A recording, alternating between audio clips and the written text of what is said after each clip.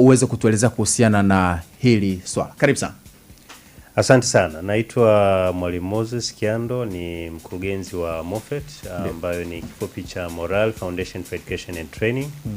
Ni taasisi inayojishughulisha na masuala ya elimu kwa ujumla wake.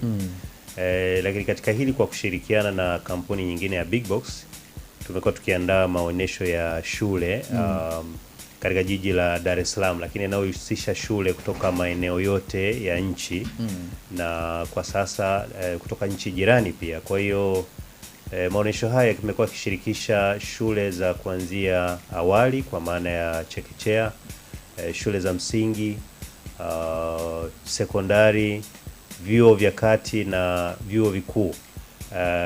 Vyuo vikuu ni element mpya, mwaka jana hatukuwa nayo. Kwa hiyo tumeanza maonyesho haya tangu mwaka jana na tulikuwa na shule zilizoshiriki zaidi ya 100, na mwaka huu tunatarajia kwamba shule zitakuwa nyingi zaidi, na kwa kuongeza element ya vyuo vikuu maana yake tutakuwa na washiriki wengi zaidi. Kwa hiyo kiufupi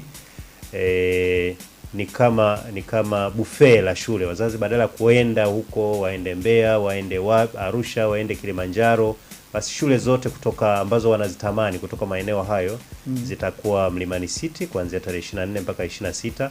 Kwa wazazi wanakuja kuangalia, iwe sekondari anayoitamani ataikuta, shule ya msingi anayoitamani ataikuta, vyuo hata vile ambavyo hajawahi kuvisikia, lakini pengine anapokuja atapata kwa usahihi kwamba wow, hiki ndicho nilichokuwa nikitafuta.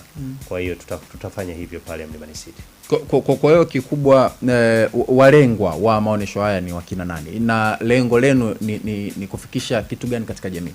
Karibu sana. Naam, malengo yanaweza kuwa yako kadhaa, nitaje machache. Moja ni kusaidia kuwarahisishia wazazi, maana wazazi mara nyingi watoto wanapomaliza unakuta na wao wanaingia katika mtihani mwingine. Wanaomaliza darasa la 7 wanaingia kwenye mtihani wa kutafuta kidato cha kwanza, watapata wapi? Kwa unakuta mwingine amesikia shule fulani iko Mbeya, anasafiri na mtoto wake, wanapata tabu sana kimsingi. Kwa sisi tunataka kuondoa hiyo process ili wazazi waendelee na shughuli zao za kiuchumi, na kwa kutumia muda mfupi wafike Mlimani City wapate wanachotaka, arudi tena kazini badala ya kutumia nauli ndefu za ndege na kadhalika kufuata shule ambayo angetamani mtoto wake asome. Kwa hiyo ni eneo la kwanza. Eneo la pili ni kuonyesha kwa wananchi ambao watatembelea nini shule zinafanya kwenye maeneo mbalimbali. Maana shule sio kuingia darasani na kufundishwa kanuni za hisabati, historia ilikuwaje, lakini yako mambo mengi hasa katika mfumo wa amali, kwamba kuna shule ambazo wanaweza kutengeneza injini za magari, kuna shule ambazo wanaweza kutengeneza skills mbalimbali za watu. Mtu akitoka pale hatoki tu anajua hisabati, anatoka akiwa na ujuzi mwingine. Kwa hizo shule zinakuja kutuonyesha pale. Kuna shule za michezo.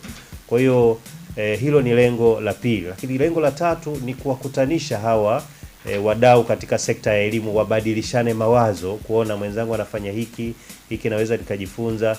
Tunaamini inachochea inaleta chachu ya ushindani katika sekta ya elimu, ambayo kwa moja inakuwa ni faida kwa wananchi, ni faida kwa nchi, na ni manufaa kwa watoto. Na wako watoto au wazazi ambao kupitia maonesho haya tutatengeneza mawaziri na marais ambayo yasingali kuwepo, pengine tusingempata kwa mtindo huo. Naam. Kwa kitakwimu, shule ni kama ngapi ambazo zitashiriki katika maonesho haya? Kwa kutumia takwimu za mwaka jana ambazo tulikuwa na shule 106 takriban, tuna matarajio kwamba angalau tunaweza kufikisha shule 200 kwa mwaka huu.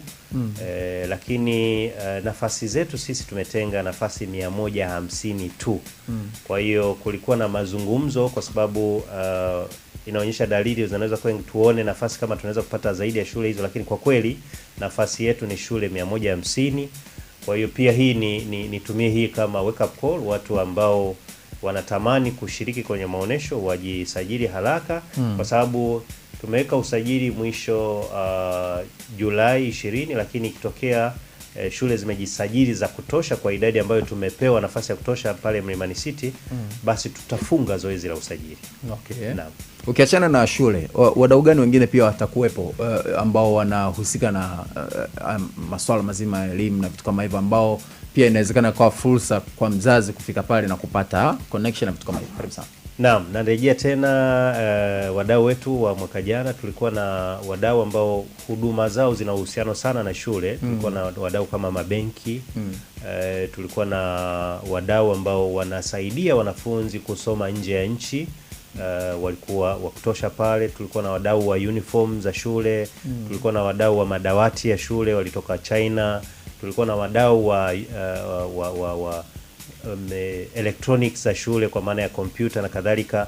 Kwa wadau wengi ambao wana bidhaa zinazohusiana na elimu walijitokeza, na tunatamani mwaka huu pia wajitokeze wengi zaidi, ili sio wazazi tu wanapokuja, lakini hata shule ambazo zinakuja kuonesha wanakuja kujua kwamba kumbe madawati ninayotumia kwa viwango vya shule yangu ili ifike mahali hapa natakiwa nitumie aina hii ya madawati. Kuna wale waliokuja wanauza makaratasi kwa maana ya rims. Kwa hiyo tulipata wadau wengi sana wanaohusiana na bidhaa zinazohusiana na shule. Kwa mfano nikitaja benki kwamba kuna bidhaa maalumu, kuna mikopo ya walimu, mikopo ya umiliki wa shule, kama sasa hivi ambapo tunaelekea mwaka 2028 ambapo kutakuwa na wanaita double cohort, yani kwamba darasa la 6 na la 7 wote wanamaliza wanaelekea kidato cha kwanza. Kwa hiyo unaweza kuona mahitaji ya madarasa ni makubwa sana. Wamiliki wa shule na shule zao, manake wakija pale hawatapata tu huduma ya kuambia wazazi nini wanafanya shuleni, lakini watapata taarifa sahihi kutoka kwa mabenki, namna ambavyo wanaweza kupata mikopo nafuu ya kuendeleza shughuli ya kuisaidia serikali katika kuendesha sekta ya elimu. Na vigezo ni vipi ambavyo mnaviangalia kwa shule ambazo zina mnazo ama zinakuja kuonesha huduma zao? Vigezo vyenu ni vipi ambavyo mnaviangalia hapa sasa, ni kwa faida ya shule nyingine ambazo pia na zenyewe inawezekana zikatamani kushiriki? Karibu sana. Asante. Vigezo ni kwamba shule iwe imesajiliwa kihalali na mamlaka za Tanzania, kwa maana kwamba Wizara ya Elimu Tanzania inaitambua. Hicho ni kigezo cha muhimu sana, na kimsingi nitaje tangu mwanzo kwamba tunazungumzia sana sekta binafsi, shule zisizo za serikali. Na kwa hiyo kigezo cha kwanza ni usajili, iwe ni shule ambayo imesajiliwa. Kigezo cha pili ni yeye kuweza kujiandikisha mapema ili kupata fursa ya kuwepo kwenye hayo maonesho. Lakini kigezo cha tatu ikiwa ni kulipa gharama kidogo za kuwepo kwa maonyesho. Gharama hizi zinahusiana na shule, lakini wazazi na wengine wanaokuja kutazama hakuna kitu chochote wanachostahili kulipa, wanakuja kuona tu. Lakini kwa shule maonyesho haya yatakuwa ni siku 3 kuanzia tarehe 24, 25 na 26 mwezi wa 7.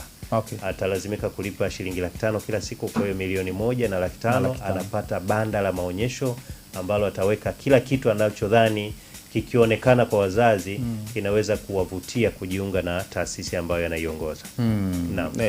Hilo la kwenda, huyu kijana wangu hapa ukizungumzia swala la hela kwenda kutoa sijui lazima utoe kiasi uingie haji. Sasa tunawaambia kabisa ni bure. Maana kule Sabasaba kuna viingilio, lakini Sabasaba ya Mlimani City ya shule ni Sabasaba maalum ya shule yenyewe haina viingilio. Hapo for free kabisa. Free kabisa. Na kutakuwa na burudani nyingi za watoto. Ziko shule ambazo zitaonyesha watoto wao nini wanakifanya katika sanaa. Kwa tutapata wanamuziki wale ambao wana vipaji kutoka shuleni wataonesha pale. Tutapata waigizaji ambao wanatoka shuleni. Kwa hiyo kutakuwa na shughuli nyingi ambazo zinafanya watu sio tu kuona maonesho nini shule kinafanyika, lakini watoto wanafanya nini zaidi ya kile kilichoko darasani. Okay. Na itakuwa ni tarehe 24, 25 na 26 ya mwezi wa 7 eneo la Mlimani City. Kama kuna namna ambavyo mtu pia anaweza kuwasiliana na nyie kabla hata ya hiyo siku yenyewe? Naam, watembelee mitandao yetu ya Big Box kwenye Instagram, watembelee Moffett. Wataona taarifa nyingi za kutosha, lakini pia wanaweza kupiga simu zifuatazo ili kupata taarifa ambazo wanahitaji kuzijua zaidi: 0718 730501, 0718 730501. Lakini namba nyingine ya simu ni 0654 190 606, 0654 190 606, na namba ya mwisho ni 0714 41 42 82. Nirudie namba hiyo ya mwisho 0714 41 42 82. Wakipiga namba hizi wanapata zaidi ya taarifa wanazohitaji. Ujumbe wako kwa wazazi walezi ambao unatamani ama mmewalenga waweze kushiriki katika siku hiyo, karibu sana.